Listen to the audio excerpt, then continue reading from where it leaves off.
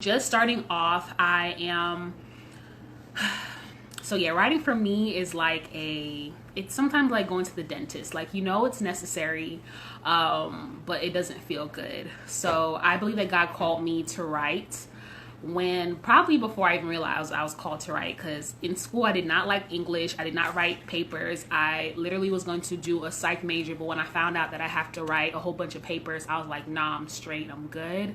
And I decided to change my major, or keep my major, to biology, which is just dealing with concepts and all of that. So I do completely understand just kind of battling with that thing to write, but just not knowing. And even in college, I took a creative writing class, but I thought it was funny because it definitely was not anything to do. So even though I was doing biology, I ended up still taking a creative writing class as an elective. And through that, got really good feedback from my professor at the time.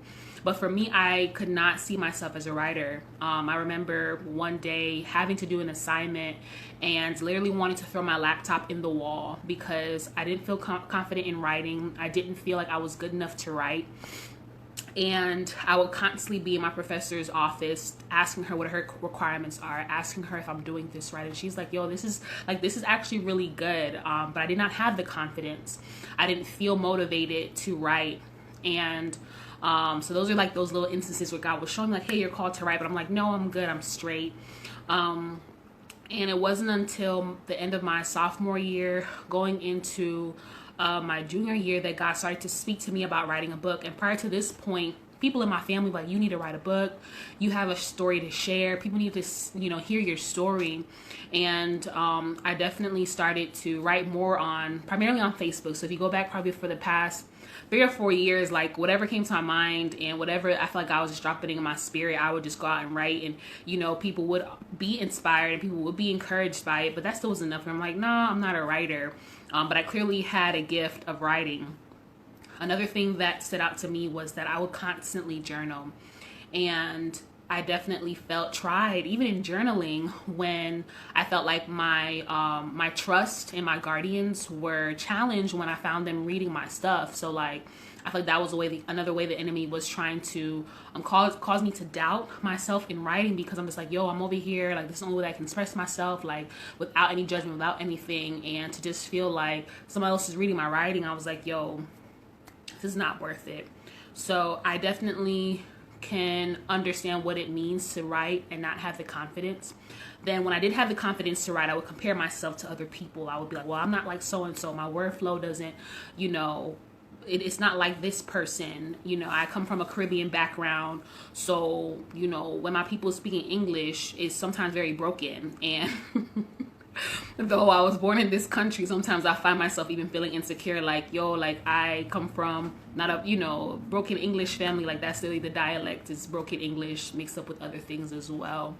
But even having that insecurity of not feeling confident and saying, well, so-and-so, does good at English. They understand, like, they know how to get their point across, or I feel like I want to get my point across and not get it across. So, and then social media doesn't help, because then you're seeing everybody with the, the pretty captions and people sharing people's stuff. And I was like, yo, why didn't I think about to say that? So I've definitely battled a lot when it comes to having confidence to write.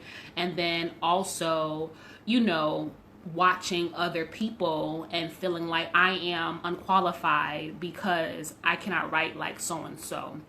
And like I said, I definitely believe that these are just tactics of the enemy to distract you from your calling. So when I got to the point of finally letting go and writing my book, I called one of my aunts and I said, hey, she was at that time a first-time author as well. I'm like, how did you write? Like, I'm thinking she's going to give me this whole layout, how to do an outline, all that. She's just like, all I did was just write.